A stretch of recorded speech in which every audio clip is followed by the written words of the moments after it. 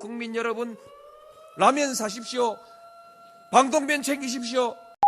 요즘 네티즌들 사이에서 식량 대란 이야기가 나오고 있는 가운데 공중파와 케이블 방송 뉴스에서는 국민들 사이에 위기감이 도는 것을 우려했는지 팩트 체크랍시고 식량 대란이 근거 없다라는 방송을 내보내고 있습니다. 정말 식량 대란은 오지 않을까요? 식량 위기는 몇 년 전부터 꾸준히 나오던 이슈였습니다. 그 당시에는 지금처럼 전 세계적 전염병을 고려하지도 않았습니다. 그저 지구온난화와 농업경지 면적의 축소, 식량 수입 비율이 점차 높아지고 있는 상황 등이 식량 안보의 위협이라면 위협이었습니다.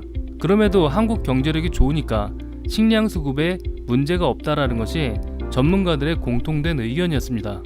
공중파 방송과 케이블 방송의 뉴스에서 다루었던 내용들을 간략히 정리해 보겠습니다. 첫째, 현재 쌀 보유량이 충분하다. 그럼 얼만큼 충분하냐? 유엔 식량 농업기구의 공고치인 2개월치를 보유하고 있다고 합니다.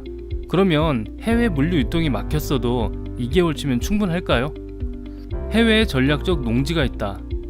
물론 있긴 하지만 수지 타산이 맞지 않아서 우리나라가 소유한 농지의 90%는 놀고 있다는 것이 현실입니다.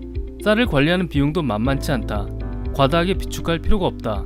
이번에 오는 식량 사태는 돈이 문제가 아니죠. 정부에서 적극적으로 대비하고 있어야 할 문제입니다. 쌀은 적자 산업이다. 그래서 생산량 늘리면 손해다. 생산량을 늘릴 수도 없어요. 올해는 중국 때문에 일할 외국인 노동자가 없거든요. 물류에 문제가 있을 수는 있지만 식량 대란을 걱정하는 것은 지나치다. 곡물 수출 대국인 미국이 지금 사시나무 떨듯이 바들바들 떨고 있습니다. 물류 유통 붕괴될까봐요. 자, 우리나라 쌀 작업률이 어떻게 산출되는지 한번 따져봅시다. 국민 1인당 1년 소비량은 약 65kg이고요. 외국인 포함해서 우리나라를 5천만 명 기준으로 볼 때 약 330만 톤 정도 됩니다. 비축량 2개월치 약 50만 톤까지 계산하면 총 380만 톤이 되겠습니다.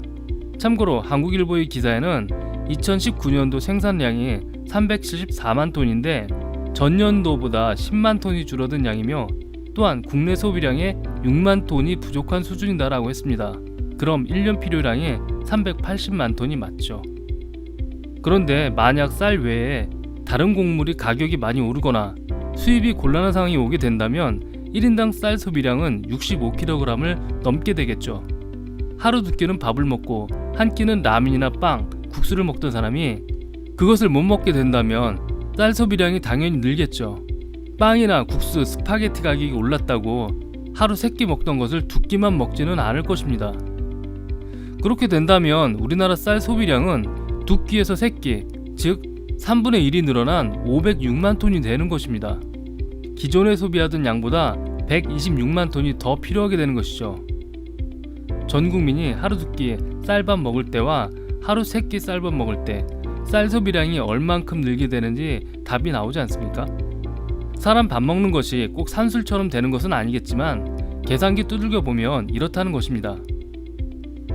만약 여기서 중공인들이 쌀을 사재기에서 국외로 대량 반출을 한다면 바로 이게 큰일이다 이 얘기죠. 중공인들이 쌀 사재기는 안 할 것이다 라고 우기시면 안 됩니다.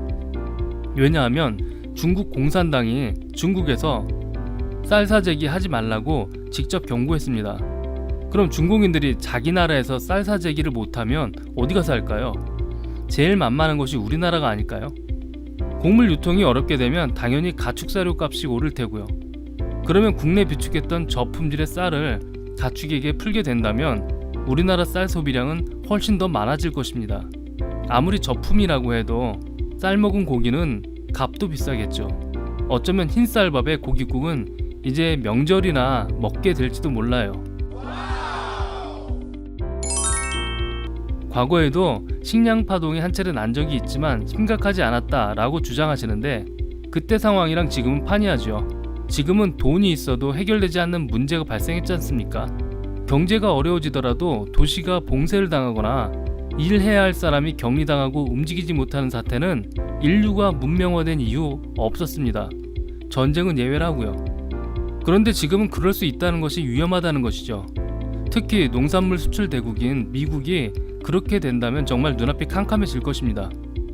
미국의 도시 봉쇄령 또는 통행 금지가 불가능할 것이라고 또 누군가 반론하시겠지만 현재 바이러스 확진자, 사망자 최고 많은 나라는 미국이지 않습니까?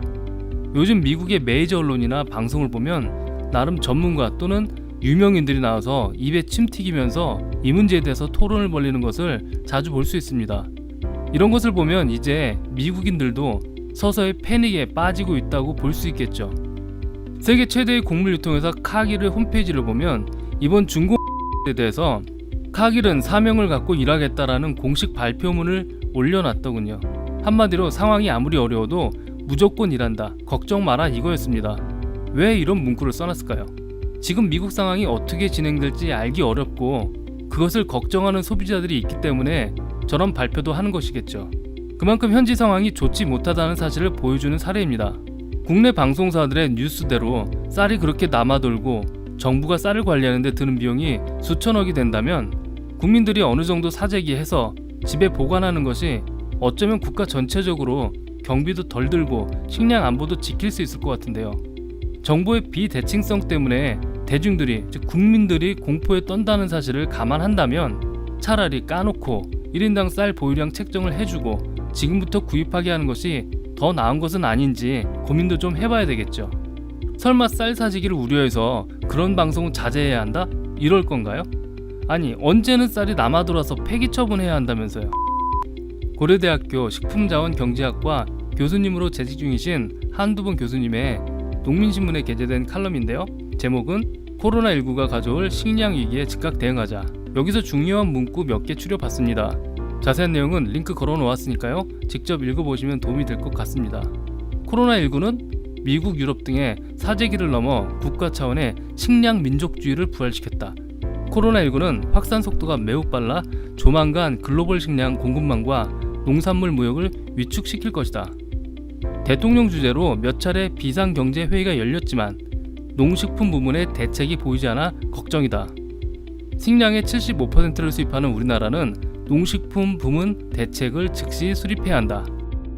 미국은 농업 노동력 부족을 해소하고자 외국인 농업 노동자의 비자 업무도 간소화하고 있다. 일본도 농업 인력 부족을 막고자 민관이 협력해 외국인 농업 노동력에 대한 수요를 파악하고 출입국과 비자 업무도 지원한다. 올 5월께부터는 글로벌 식량 공급망이 크게 위축되고 외국인 노동자 확보도 어려울 전망이다. 밀과 사료 곡물의 수입선을 안정화시켜야 한다. 이런 내용입니다. 자, 시간 되시면 직접 읽어보시기 바라고요. 어려운 상황에 다 같이 힘을 합쳐서 꼭 극복해냈으면 좋겠습니다. 끝까지 시청해주셔서 감사합니다. 좋은 하루 되십시오.